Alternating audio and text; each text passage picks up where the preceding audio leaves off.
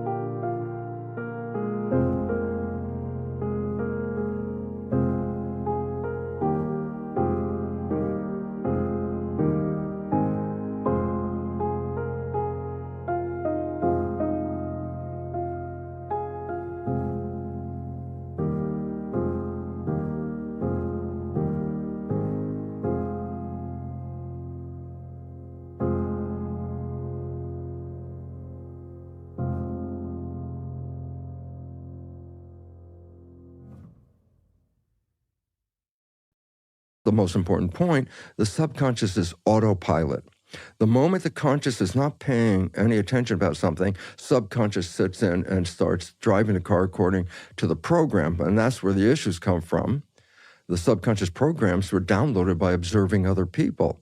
So when you're playing your subconscious, you're not playing you, you're playing your download, really. And you don't see it because you're thinking, but everybody else sees the response. And this is where the whole disconnect comes in, because people think, oh, I'm a happy, wonderful, loving person, and they have trouble out in the world, and they don't understand it, but what they're missing is you're not playing that happy, loving person except 5% of the day. 95% of our behavior is coming from below consciousness, and we're the ones that can't see it when we play it, but everybody.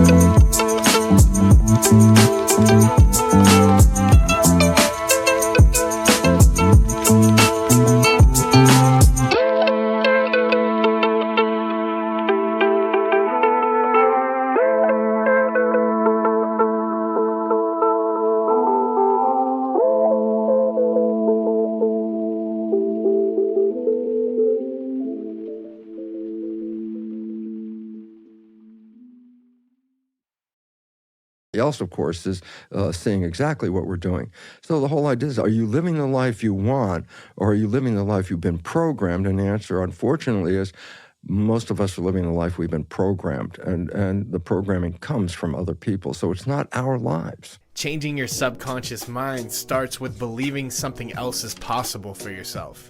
Our brains tend to filter out information that doesn't completely coincide with our beliefs. That's why it's important to start at your belief system when looking for change in your subconscious mind. If we believe we're truly worthy of our big goals, then we'll accept those into our belief system, and this will allow us to recognize opportunities as they come towards us.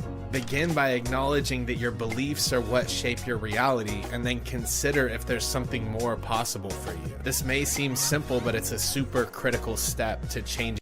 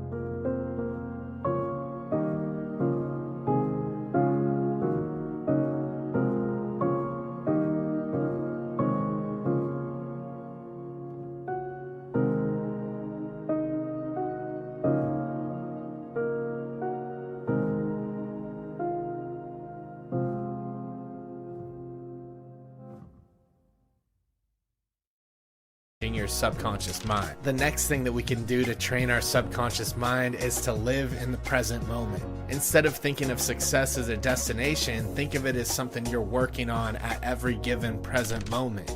Make sure that if you're working with affirmations, to speak in the present tense and in the first person. The next thing we can do to shape our subconscious mind is to truly believe we are worthy of success and happiness. Many of us have deep internalized beliefs that keep us from getting money and keep us from going out into the world. Make sure to challenge these beliefs. Making money isn't always immoral. Being the center of attention isn't always selfish. And selling a product isn't being manipulative. Give yourself permission to do what you actually set out to do. This will begin to shape into your subconscious mind a new belief system that will push you further.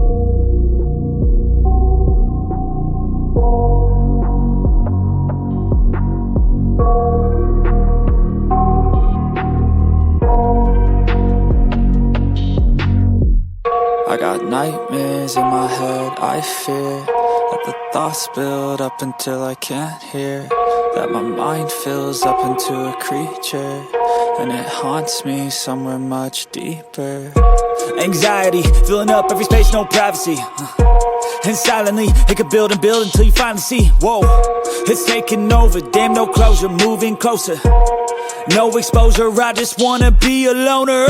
Some can't stay sober, looking over all their shoulders, like moving boulders just to get out of the home. It sucks, I've had enough, I don't wanna feel the stuck under the rug, all my problems that I shove. I got nightmares in my head, I fear that the thoughts build up until I can't hear, that my mind fills up into a creature, and it haunts me somewhere much deeper. I got nightmares in my head, I fear that the thoughts build up until I can't hear, that my mind fills up into a creature, and it haunts me somewhere much deeper.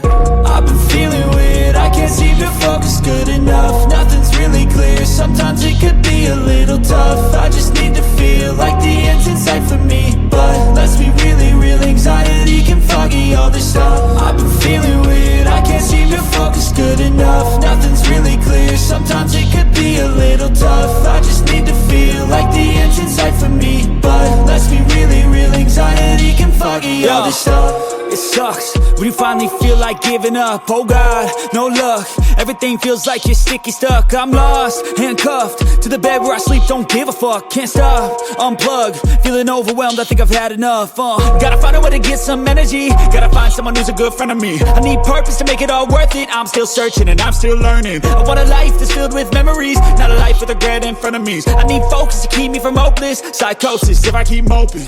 I got nightmares in my head, I fear that the thoughts build up until I can't hear, that my mind fills up into a creature, and it haunts me somewhere much deeper. I got nightmares in my head, I fear that the thoughts build up until I can't hear, that my mind fills up into a creature, and it haunts me somewhere much deeper. I've been feeling weird, I can't seem to focus good enough, nothing's really clear, sometimes it could be a little tough. I just need to feel like the end's in sight for me, but let's be really real, anxiety can foggy all this stuff. I've been feeling weird, I can't seem to focus good enough, nothing's really clear, sometimes it could be a little tough. I just need to feel like the end's in sight for me, but let's be really real, anxiety can foggy all this stuff. Further. The next thing we can do is pay attention to our thoughts, monitor them, and then challenge them. We all go through growing pains in pursuit of our goals. Make sure that you monitor the thoughts that come into your conscious mind so that you can control what is imprinted into your subconscious. Pay attention to the details. When you think about going out into the world, what are the first thoughts that come into your conscious mind? Are you afraid? Do you doubt your abilities? These are all thoughts that have to be monitored as they come into your conscious mind and change to the positive in order to truly sink into your subconscious in a positive way for you. All of our actions are determined by our inner thoughts. The next thing we can do is learn to let go of the how and embrace our why. Many people get hung up on this process when thinking about how to actually accomplish something, and they get lost in the details.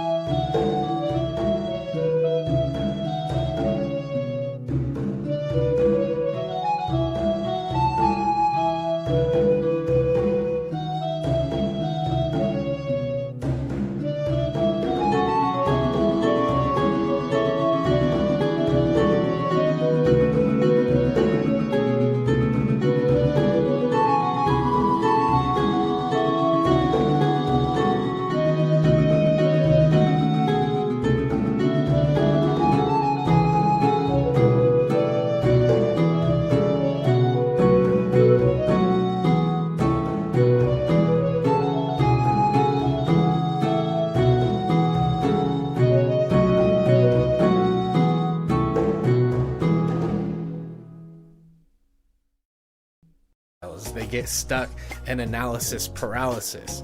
The thoughts coming from our why and our purpose are what are embedded into our subconscious and what truly dictate our behaviors.